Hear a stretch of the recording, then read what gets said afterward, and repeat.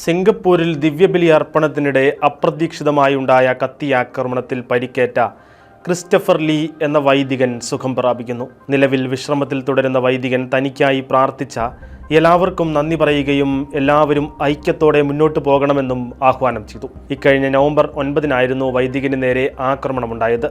ദിവ്യകാരുണ്യ സ്വീകരണ സമയത്ത് സ്പെൻസർ എന്നയാൾ അപ്രതീക്ഷിതമായി കത്തികൊണ്ട് വൈദികനെ കുത്തുകയായിരുന്നു. മുഖത്ത് ഗുരുതരമായി പരിക്കേറ്റ വൈദികനെ ഉടൻ തന്നെ ആശുപത്രിയിൽ എത്തിക്കുകയായിരുന്നു.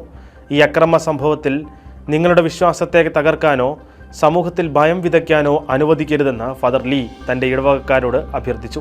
ആ സമയം ധീരതയോടെ ഇടപെട്ട് കൂടുതൽ ആക്രമണങ്ങൾ ഉണ്ടാകാത്ത രീതിയിൽ പ്രവർത്തിച്ച ആളുകളെയും വൈദികൻ നന്ദിയോടെ ഓർത്തു. സ്പെൻസറെ കീഴ്പ്പെടുത്തിയ ഇടവകക്കാരിൽ മുൻ സിംഗപ്പൂർ പ്രധാനമന്ത്രി ലീ കുവാൻ യുവിൻ്റെ സുരക്ഷാ ചുമതല വഹിച്ചിരുന്ന വിരമിച്ച പോലീസ് ഉദ്യോഗസ്ഥനായ റിച്ചാർഡ് ടാൻ ചായ് ബൂണും ഉണ്ടായിരുന്നുവെന്ന് മലേഷ്യയിലെ മാധ്യമങ്ങൾ റിപ്പോർട്ട് ചെയ്തിട്ടുണ്ട്.